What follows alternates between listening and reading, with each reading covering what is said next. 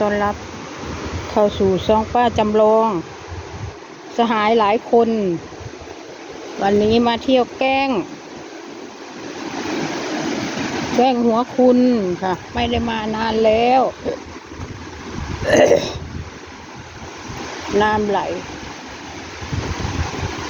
เจ้าของบ้านไปใส่วะกบ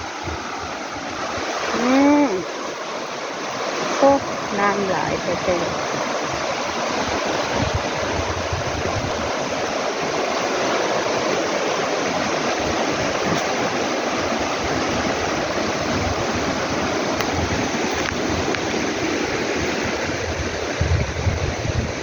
โอ้ยเห็นยังเฮ้ย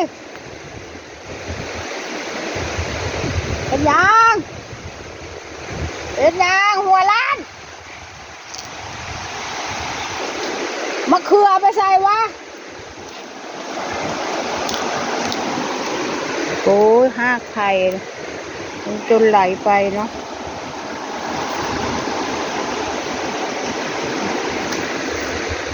เพื่อนค่อยพักแถวอันนี้อีหยังคือเป็นน้ำนี่วะก็ไปถ่ายเอาเพื่อนค่อยไปมันเห็นอย่างวะมันปลูกผักบ่เอ้ย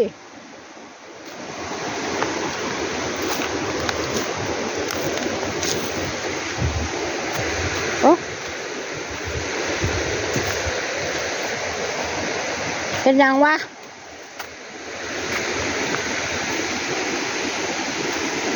มีอยู่บ่อันเท่าน่ะเพชรโพลอันนั่นน่ะชิโร่แมงคีชอน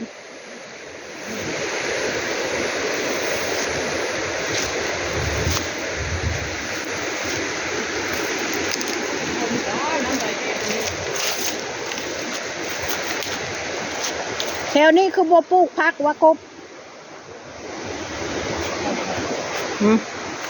ปลูกผักแม่นายกระดาษหน่อไม้มีเปล่าวะ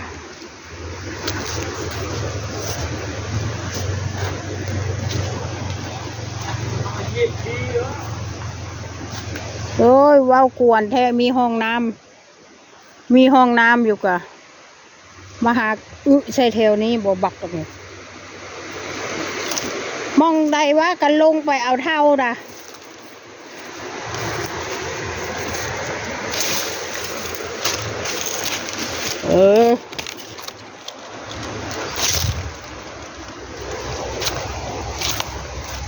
ผักน้ำ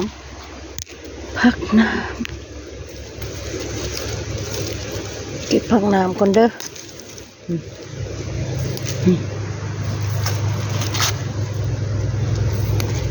ผักน้ำแก่บ่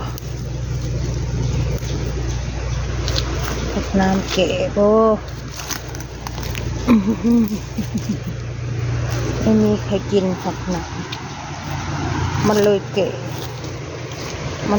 เบิด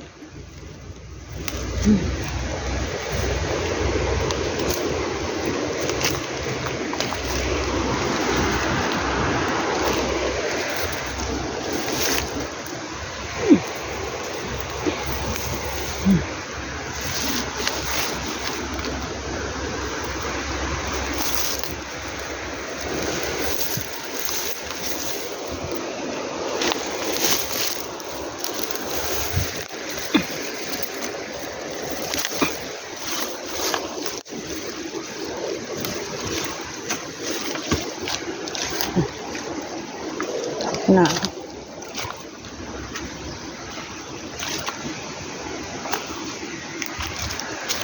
เกเบิด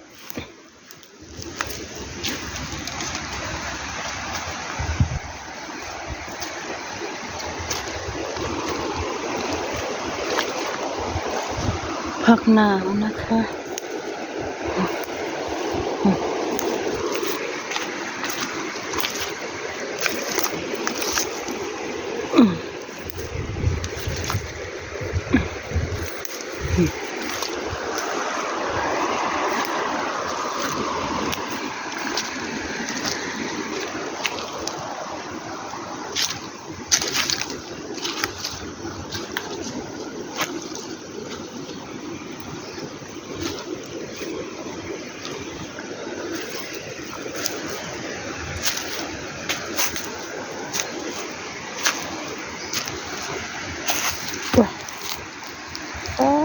ทิมบดโอ้น้ำโอ้ผักเม็กงามขนาดเลยจะเอาได้จากไหนวะ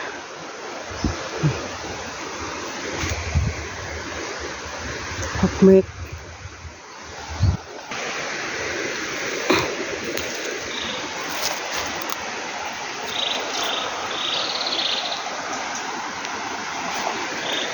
น้ำไหลเก็บผักหนาม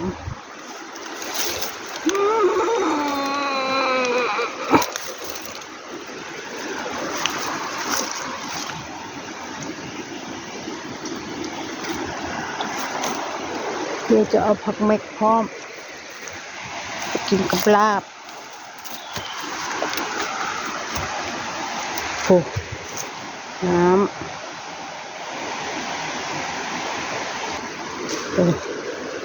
น้ำ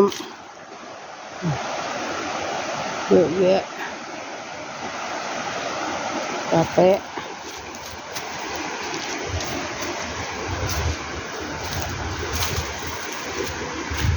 ผักเม็กงามขนาดเลย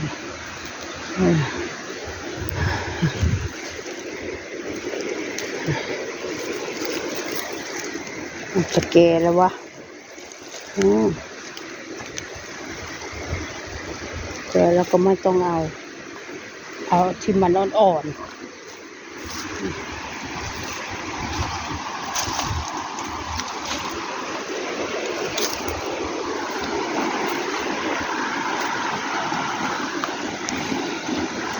แก่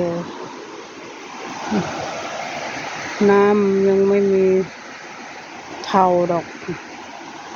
โอเคเนาะประมาณนี้ค่ะก็จบคลิปแค่นี้เด้อยังบ่จบฮอด8 นาทีก่อนยังไม่ถึงยังไม่ถึง8 นาที8 นาทีก็จบ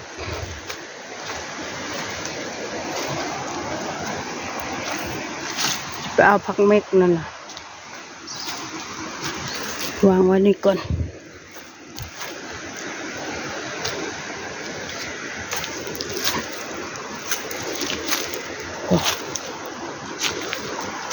นี่ยายจะเอาผักเม็กอ่อน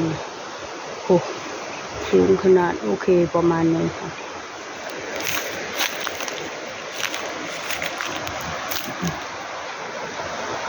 จบคลิปแค่นี้เด้ออย่าลืมกดไลค์กดแชร์